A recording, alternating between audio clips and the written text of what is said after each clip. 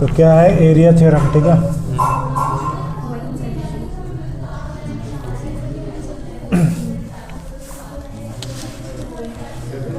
कौन सा है, चैप्टर नंबर 12। तो कुछ बातें जो तुम लोग को पहले से भी पता होंगी। Distance between two parallel line, जब भी दो पैरेलल लाइन होती है, पैरेलल लाइन तो पता है ना, जो एक दूसरे कभी इंटरसेक्ट ना करे, ठीक है। तो ये बोल रहा है क्या, if the perpendicular when draw from P and Q, यहाँ पे एक जैसे एक P1 है यहाँ पे, और यहाँ से एक मैंने क्या किया, परपेंडिकुलर ड्रॉ किया। मैं कहना क्या चाहता हूँ, मैं मतलब ये कहना चाह रहा है, दो पैरेलल लाइन के बीच में जो सबसे शॉर्टेस्ट, ठीक है, क्या होती है, डिस्टेंस होती है, उसको हम लोग क्या कहते हैं, परपेंडिकुलर कहते हैं। वो हमेशा परपेंडिकुलर होता है, ये कहना चाह रहा हूँ, ठीक है, बिना बात में। फिर आता है एल्टीट्यूड और हाइट के बारे में बात कर लेते हैं। तो जब भी जैसे एक मैंने ये ट्राइंगल आपके सामने ड्रॉ किया, तो जब भी मैं हाइट बोलता हूँ या एल्टीट्यूड बोलता हूँ, ठीक है, हाइट और एल्टीट्यूड एक ही चिड़िया का नाम है, ठीक है।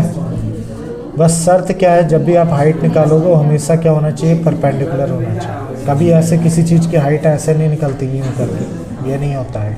हाइट हमेशा क्या होता है, परपेंडिकुलर होता है।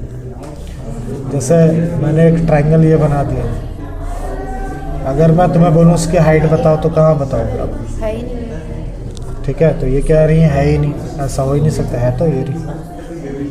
तो फिर ड्रॉ करना पड़ेगा, इसमें थी नहीं। हाँ, तो ड्रॉ करना पड़ा, तो इसमें कौन सा अपने आप था क्या, मैंने ही ड्रॉ किया अपने आप तो कहने का मेरा मतलब है, ऐसा ज़रूरी नहीं है कि हाइट हमेशा अंदर ही हो ट्राइंगल में, ठीक है। हाइट बाहर से होगी, जो भी इसका टिप है और बॉटम है उसके बीच में परपेंडिकुलर डिस्टेंस, ऐसे हाइट नहीं, ये हाइट नहीं है। हाइट हमेशा उसके टिप और क्या होगा, बेस के परपेंडिकुलर जो भी बनेगा वही हाइट है। तो हाइट क्या हो सकता है, किसी ट्राइंगल के अंदर भी हो सकता है और बाहर भी हो सकता है, ठीक है ना।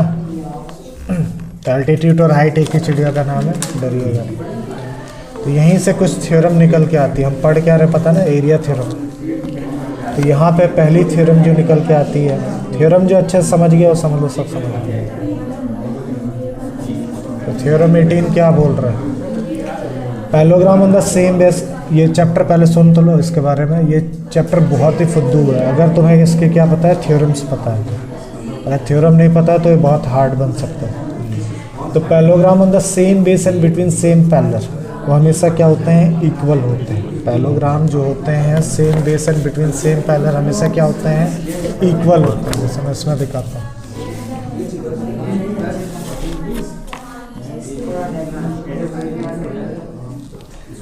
ठीक है, है कि नहीं।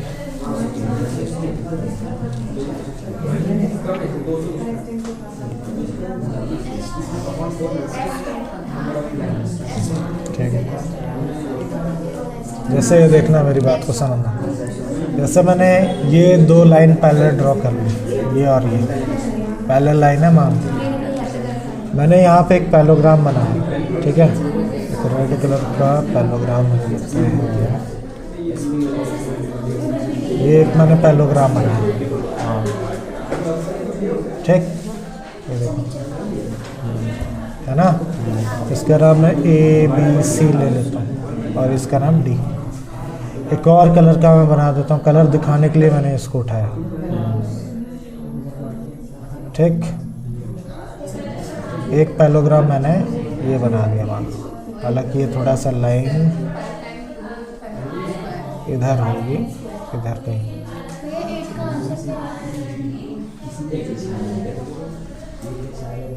ठीक है। ये है पैरेललोग्राम, दिख रहा है नीला वाला, उसका नाम मैंने PQRS रख दिया फिलहाल के लिए, ठीक है। वैसे तो मैं इसको RS नहीं रखना चाहिए, ऑलरेडी पहले से इसके नेम है D और C, इसका नाम D और C है। अगर तुम इस रेड वाले ट्रायंगल बोल रहा हूँ पैरेललोग्राम ABC को ठीक से देखो, ABCD को, इसका बेस क्या है, DC। और अगर मैं PQDC का अगर पैरेललोग्राम का नाम दिखाऊं, इसका भी बेस क्या है, DC। तो मैं ये कह सकता हूँ ना कि दोनों पैरेललोग्राम के सेम बेस हैं। मैं ये लिख सकता हूँ, दे हैव सेम बेस, ठीक है। और क्या खास बात लिख सकता हूँ, they have same base and between same parallel. जैसे इसका नाम मैं एल रख लेता हूँ, इसका नाम क्या है एम। ये दोनों के दोनों पैरेललोग्राम सेम पैरेलल लाइन के बीच में क्या कर रहे हैं, लाई कर रहे हैं, है ना। देखो A B C D L M के बीच में पाया जा रहा है। इसी तरीके से पी क्यू सी डी भी एल एम के बीच में पाया जा रहा है। मतलब मैं ये बात लिख सकता हूँ, they have same base and between same parallel lines. Same parallel line. तो जब भी तुम्हें ऐसा कुछ केस मिले, थ्योरम बोल रहा है अपना, ठीक है, पढ़ भी सकते हो यहाँ पे, parallelogram on the same base and between same parallel equal in area, ठीक है। इनका एरिया हमेशा क्या होगा, इक्वल होगा। ये थ्योरम मुझे क्या सिखा रहा है कि एरिया ऑफ क्या, ठीक है, P Q C D parallelogram का एरिया वो हमेशा किसके इक्वल होगा, area of A B C D के इक्वल होगा। शर्त बस एक ही है, दोनों का बेस सेम होना चाहिए एंड बिटवीन सेम पैरेलल होना चाहिए। अगर ऐसा नहीं है तो ये गलत है, ये काम नहीं करेगा। कोई दिक्कत? जैसे एक मैं होता तो एक फिगर और बताता हूँ। जैसे मैंने एक पैरेललोग्राम ये बना लिया,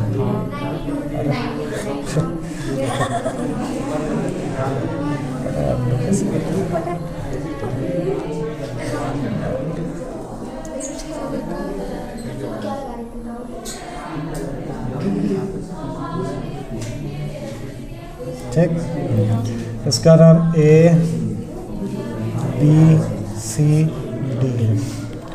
अब मैंने क्या किया, ध्यान से देखना, एक और पैरेललोग्राम बना रहा हूँ, और हाँ ये एक लाइन है और ये एक लाइन है जो एक दूसरे के क्या है, पैरेलल, ठीक है, एल और एम। तो मैंने एक क्या बना लिया, एक और पैरेललोग्राम बना लेता हूँ, जैसे ये रहा एक पैरेललोग्राम, ठीक है।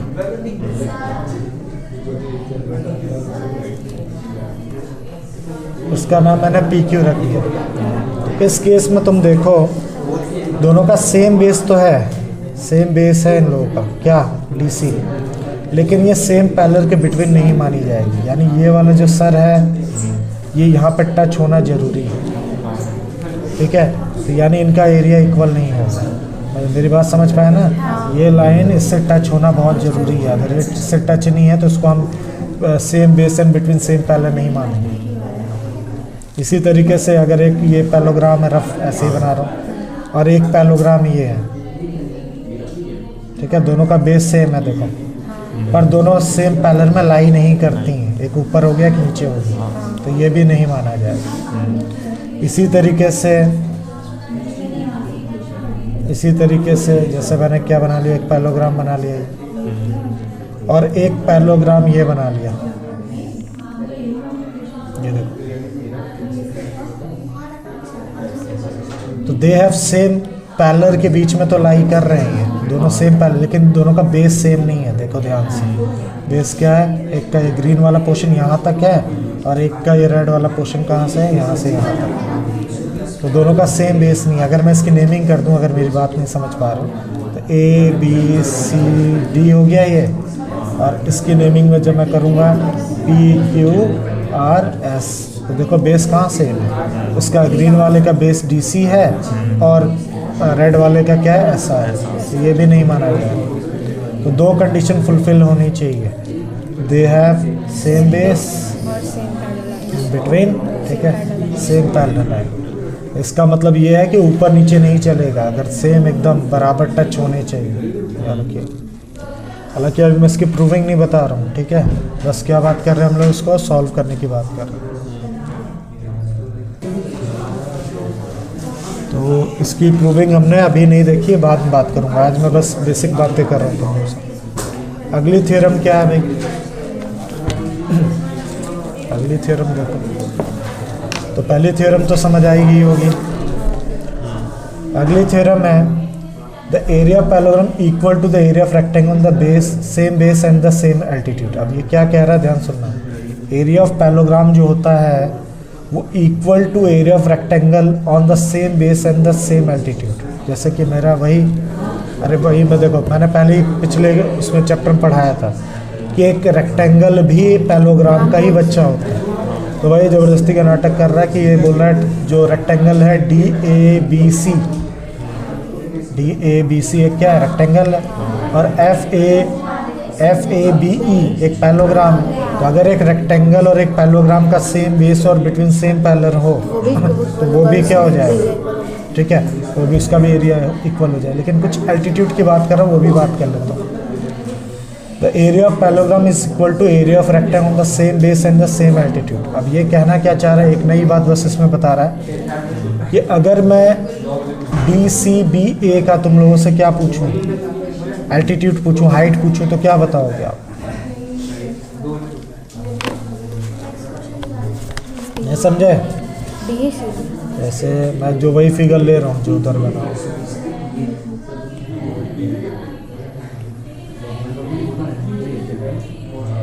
मान लो ये है, ठीक है, ये मेरा ट्रायंगल है, ट्रायंगल बोल रहा हूँ, रेक्टेंगल है DCBA, ठीक है, जैसा इसमें बना है वही बना रहा हूँ, ठीक है। और ये एक पैलोग्राम बन रहा है, ये देखिए यहाँ पे एक पैलोग्राम बनाया मैंने,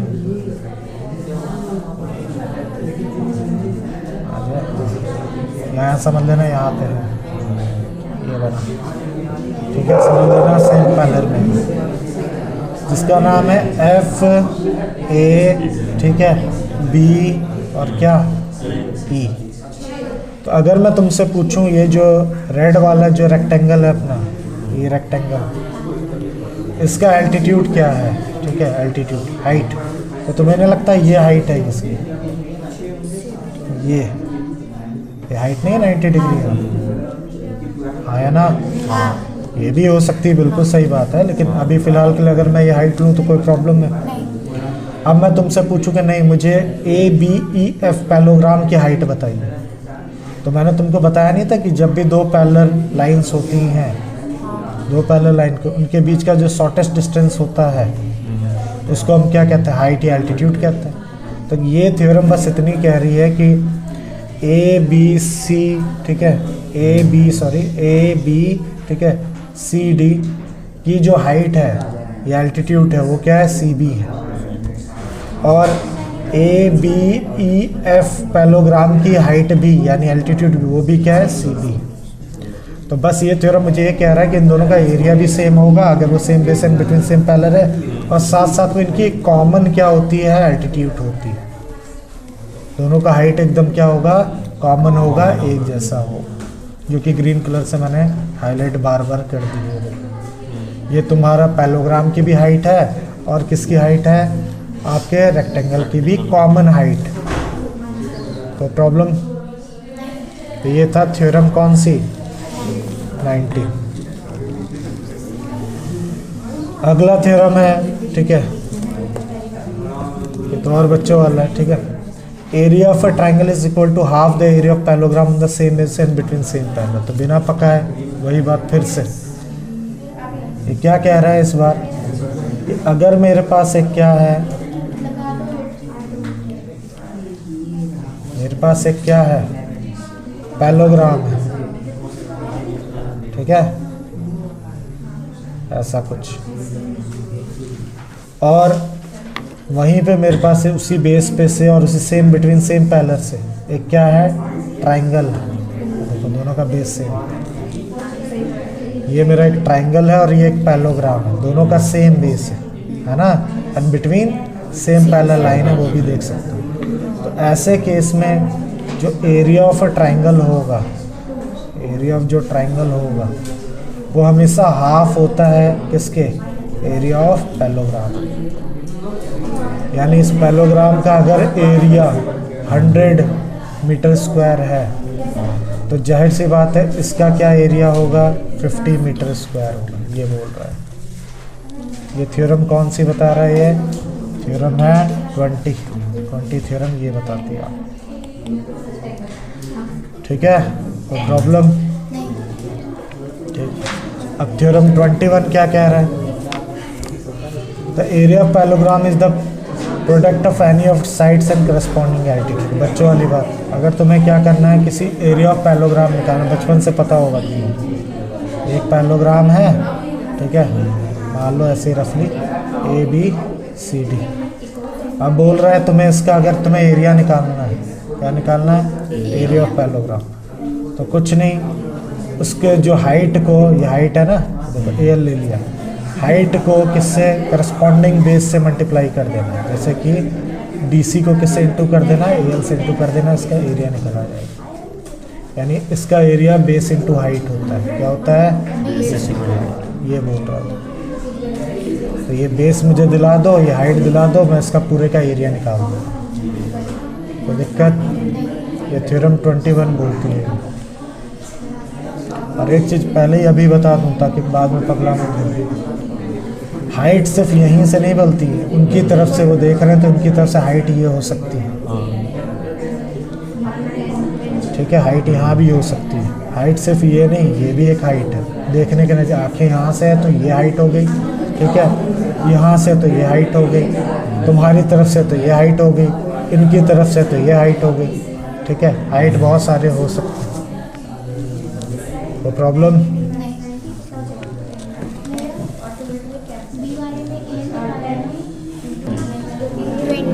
अब 22 क्या कह रहा है थ्योरम में? आ गया पेन? अच्छा यहाँ चिपक गया। थ्योरम 22 क्या बोल रहा है, ध्यान सुनना। ये बोल रहा है triangle on the same base in between same parallel. जैसे एक ये है ट्राइंगल और एक ट्राइंगल ये है, दोनों का same base and between same parallel, तो उनका एरिया इक्वल होगा। एरिया ऑफ रेड ट्राइंगल इस केस में वो किसके इक्वल होगा? एरिया ऑफ ब्लैक के बराबर होगा। क्यों? दे हैव सेम बेस, ठीक है, एंड बिटवीन सेम पैरेलल। दो ट्राइंगल का अगर बेस सेम है और बिटवीन सेम पैरेलल तो उनका एरिया इक्वल होगा। तो दिक्कत, अब थ्योरम क्या 23 क्या बोल रहा है? फिर वही बच्चे वाली बात, triangle with equal area on the same base. जैसे एक बेस ये रहा, मतलब एक ट्राइंगल ये रहा और दूसरा ट्राइंगल ये रहा।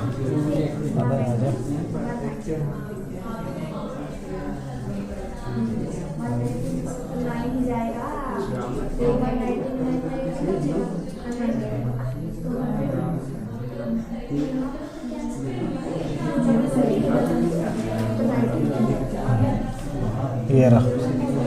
ये बोल रहा है कि अगर इन दोनों ट्राइंगल का F, ध्यान देना, F दोनों ट्राइंगल का एरिया सेम है, एरिया ऑफ टू ट्राइंगल क्या है?